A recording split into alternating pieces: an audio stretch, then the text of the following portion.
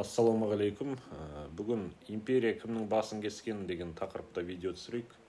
Ресей империясы туралы айтқан кезде көбінесе үлкен өркениет, мәдениет, бейбітшілік сөздері айтылады, бірақ бұның бәрі қорлыққа, қанға боялған оқиғалар, бостандық үшін күрескен тұлғалар туралы оқиғалар айтылмай қалады. 1775 жылы 18 ғасырдың ірі шаруалар көтерілісінің басшысы Емельян Пугачевті қоғамның алдында, халықтың алдында өлім жазасына кесіп, оған императрица Екатерина екіншінің үкімі оқылған болатын. Содан кейін оның басын кесіп, денесін бөлшектеп, көпшілікке көрсетеді. Бұл әділдік деп ойлайсыздар ма? Жоқ, бұл қорқытудың нағыз тәсілі. Осылайша патша билігін көрсетіп, оған қарсы шыққан адамдарды осылайша жазалап отырған. 70 жыл өткеннен кейін бұл оқиға қазақ даласында қайталанған. 1847 жылы Кенесары Қасымұлы, қазақтың соңғы ханы, Абылай ханның ұрпағы, тәуелсіздік үшін күрескен нағыз тұлға Қырғыз жерінде қаза табады. Оның өлімінен кейін басы кесіліп, Омскке генерал-губернаторға жіберілген.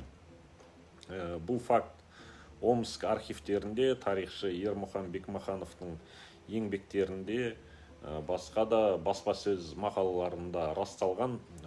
Кейін басы қайда кеткені белгісіз болды. Кейбір деректер бойынша Петербургке жерленген дейді, кейбіреулері жоғалып кеткен дейді, бірақ ханның рухы жауларға бой бермей кетті.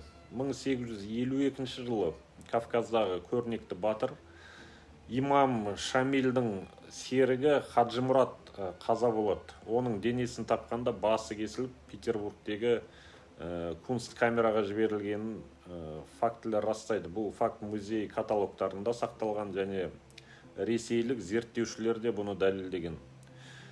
Лев Толстой да өз шығармасында оның өлімін империяның ер жүректі адамдардан қорқатын мысал етіп жазып кеткен екен.